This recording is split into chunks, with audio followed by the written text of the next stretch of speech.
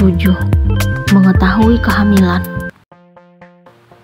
Akhirnya, kami pun tiba di desa orang tua papa. Kakek dan nenek terlihat bahagia. Aku langsung memeluk laki-laki dan wanita tua tersebut secara bergantian. Mereka tetap tersenyum, walaupun telah mengetahui apa yang terjadi terhadapku saat ini. Papa dan mama meminta maaf kepada kakek dan nenek atas apa yang telah menimpa hidupku. Hatiku kembali sakit karena membuat keluarga turut bersedih atas perbuatan yang kulakukan. Aku hanya bisa diam mendengar pembicaraan mereka. Saya titip Nai, Pak, Bu. Saya ingin agar dia tinggal di sini sampai melahirkan. Papa kembali menyampaikan niatnya kepada kakek dan nenek. Ibu ngerti, Nak. Sebelum kesini, kamu sudah menghubungi ibu dan bapak untuk hal ini. Kami suka kalau Nai tinggal di sini. Aku bahagia mendengar jawaban nenek. Terima kasih, Pak, Bu. Kami tidak tahu harus bagaimana lagi kalau bapak dan ibu tidak bersedia memberikan izin Nai tinggal di sini. Mama turut menimpali. Tidak perlu berterima kasih, Nak. Kami orang tua Nai juga. Dia cucu ibu dan bapak. Nenek memegang pundak mama. Aku tiba-tiba kembali merasa mual. Aku langsung melangkah menuju kamar mandi rumah kakek dan nenek. Semenjak aku mengetahui kehamilan ini, rasa mual itu terus muncul dan membuat tubuhku terasa lemas seperti tidak berdaya. Ternyata nenek menghampiriku ke kamar mandi. Beliau menyarankan agar aku istirahat di kamar yang telah disiapkan sebelumnya. Orang tua itu memegang tanganku. Lalu kami melangkah ke ruangan yang berada di samping kamar beliau dan kakek. Kamu istirahat ya, Nak. Aku dan nenek duduk di tempat tidur. Iya, Nek. Terima kasih karena nenek bersedia menerima Nai tinggal di sini. Aku memegang tangan nenek. Kamu cucu nenek. Kamu berhak tinggal di rumah ini. Ini rumah papa kamu. Nenek membuatku terharu. Ampuni Nai, Nek. Nai udah berbuat jahat dan membuat keluarga sedih.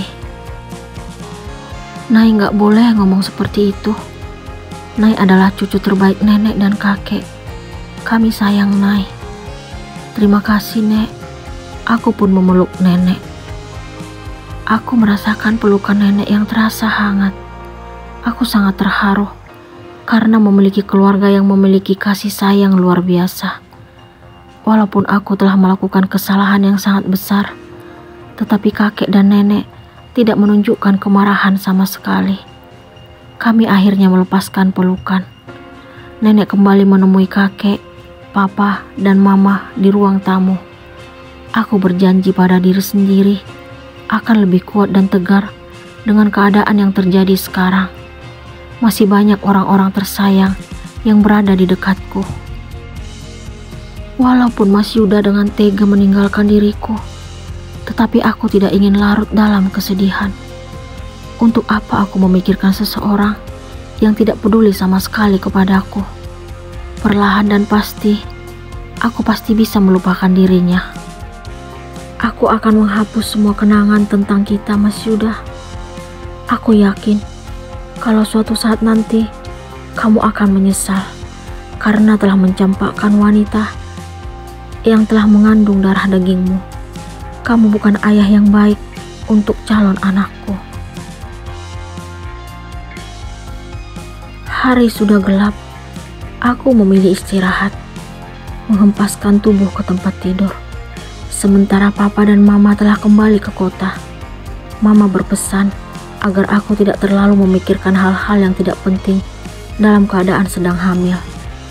Mama juga menyarankan agar aku segera melupakan Mas Yuda yang tidak bertanggung jawab. Wanita itu juga mengatakan kalau Mas Yuda tidak perlu tahu tentang kehamilanku saat ini. Beliau mengaku yakin kalau aku mampu menjadi perempuan kuat dan sabar dalam menghadapi masalah besar ini. Kamu harus tetap semangat. Ingat bayi kamu. Jangan sedih. Mama akan tetap menyayangimu. Mama selalu mampu membuat hatiku merasa tenang. Terima kasih, Mah. Nai benar-benar minta maaf. Nai udah membuat mama dan papa sedih. Tapi mama tetap baik sama Nai. Aku mencium tangan mama sebelum mereka meninggalkan desa ini tadi sore. Aku membuka ponsel dan melihat foto-foto saat bersama dengan Mas Yuda. Saat itu, aku tidak pernah memikirkan hal ini akan terjadi. Aku selalu berpikir bahwa semuanya akan baik-baik saja. Namun, ternyata harapan itu telah sirna tak tersisa. Aku masih ingat saat hubungan kami memasuki 2 bulan kala itu. Mas Yuda memperkenalkan diriku kepada kedua orang tuanya. Ia dengan bangga dan penuh semangat mengatakan kepada papi dan maminya bahwa aku adalah wanita satu-satunya yang ia cintai. Mas Yuda berkata bahwa aku adalah perempuan yang akan melahirkan anaknya. Apa yang ia ucapkan kala itu akhirnya menjadi kenyataan, karena sekarang aku sedang mengandung anaknya. Namun, ia telah mencampakkan diriku. Luka yang Mas Yuda torehkan sungguh sangat perih dan susah untuk disembuhkan. Ia pergi meninggalkan diriku sebelum mengetahui keberadaan anaknya dalam rahimku. Laki-laki itu tidak tahu kalau aku sedang mengandung benihnya. Tiba-tiba, getaran pesan masuk aku rasakan di ponsel yang masih dalam genggaman. Aku pun membukanya dan ternyata terdapat nama Mas Yuda di layar. Aku berusaha untuk tidak membacanya karena hatiku pasti akan makin sakit.